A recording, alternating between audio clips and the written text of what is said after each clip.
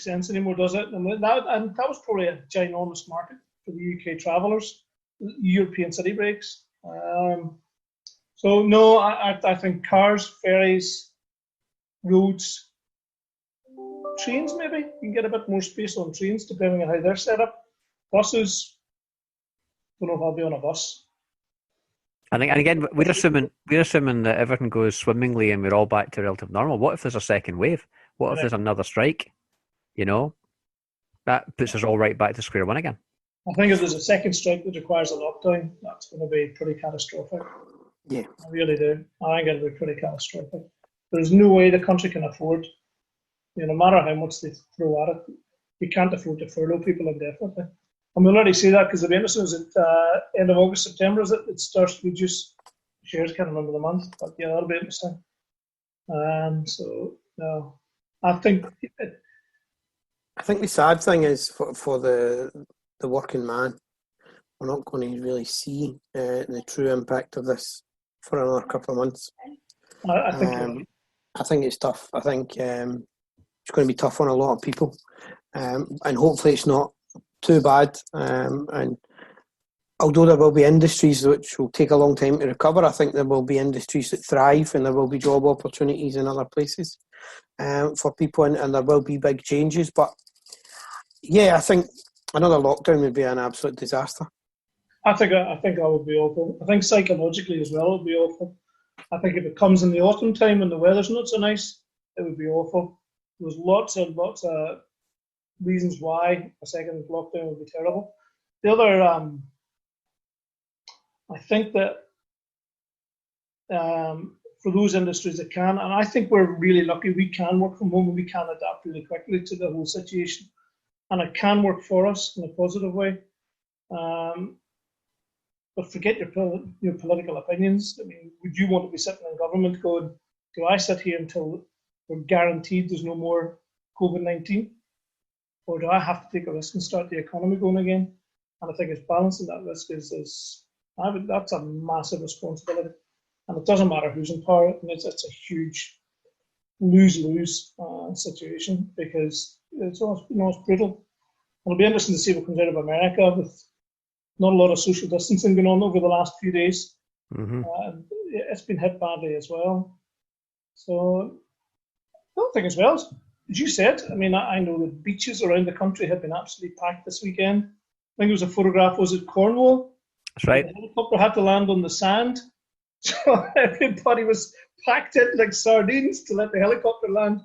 I've been on that beach. There's nowhere to go. It's just cliffs on the sea. There's nowhere to go. That's right. So you're right. There's nowhere to go, and you're always going to make way for a helicopter landing. So it'll be interesting to see over the next fortnight how that affects the R number. Yeah, yeah. And that will I think that will be indicative as well of risk, because there really was no social distancing. I think psychologically, lockdown is over for a lot of people. So the R number, that's the key. But I think so much of that is academic. You're right. I think human nature is human nature. They'll all rush back, and people will rush back to their holidays, rush back to the shops, possibly. All the things that people have not been able to do for the last 2-3 months, they're going to want to do immediately. So it's holidays, boozing, pubs, restaurants, Yeah, no, you're right. There'll be a lot of babies born at the start of next year. That's good for us. Yeah. Family protection reviews. Yeah, life cover. Yeah, lots of that. Even for what is it, November, December time, is it? Yeah. That's a 3 or 4 month project easily. So, no, I think from a technology point of view, I think it's been great. I think it's catapulted us forward. It really has in a very, very positive way. I think it's been great, and I think I have looked at Microsoft Teams before. And put it on my laptop, taking it back off again. Thought, no way. Put it back on again. Nah, too complicated. Put it on, persevered, and I think it's great. So sorry about that, chaps. I think there's going to be a lot of things that, in a year's time, 2 years' time, 10 years' time, 20 years' time, you're going to be hearing people say, and because of the pandemic, this area developed, or we put that down to the COVID situation. There's going to be so many things of a lasting effect. I think in our industry right now, mortgages it's kind of, they're starting to pull back now. We're getting closer to normal there, and I think within a month or two that should be almost back to normal. But I've seen a big thing on income protection. There's a newfound appreciation for that. Clients are very intrigued about it. It was one of the most undersold products. It's the thing that people have the least. But I think furlough has given everyone a taste of what it actually does. And although it doesn't cover you if the government locks down the country, income protection is not the answer for that.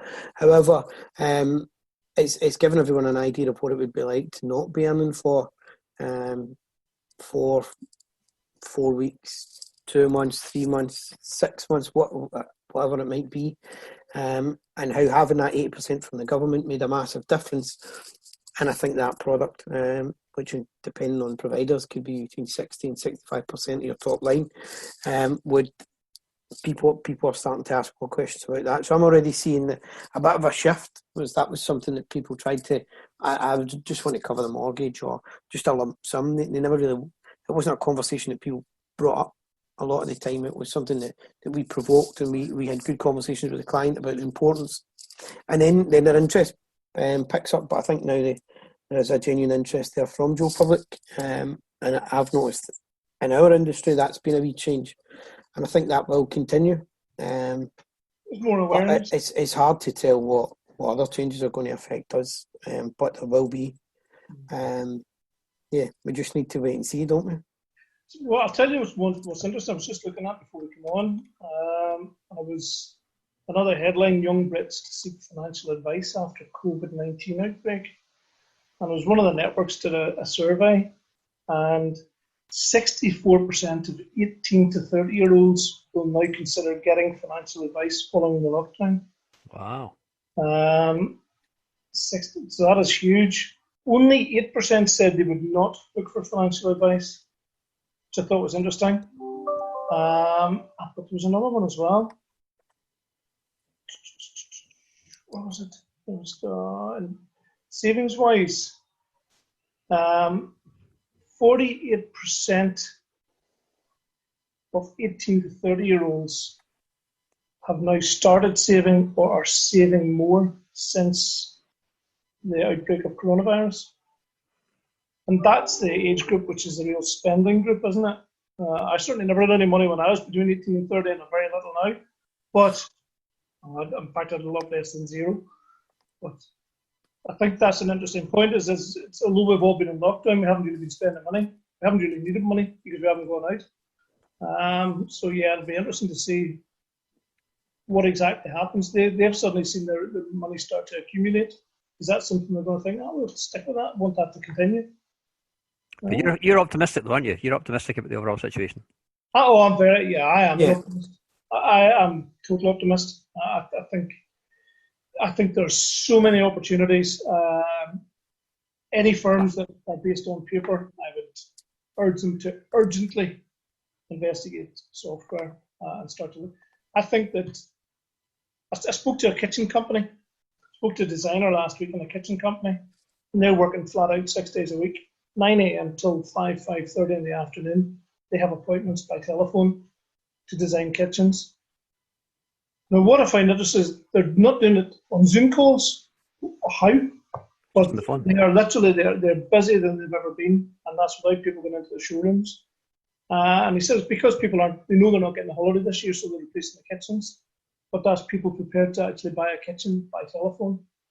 I need a kitchen, so I'm trying to get an appointment with them. And I said, well, look, you tell me when suits you. He says, you tell me, Trevor, because every day is the same. It's flat out busy. Wow. So I think you've got to embrace this distance selling, distance advice, and that I think every industry will be the same. I think as well, actually, do you know what's funny? And it's made me more brave about buying online without actually seeing the product, which always boggled my brains. Why would you want to buy something, especially a bit of furniture, without actually feeling the material or seeing just the quality of the manufacturer? And people are quite happy to do it, buy wardrobes and beds and all sorts online. I'm surprised the kitchen company's not doing videos, they're not doing more web images, they're yeah, not doing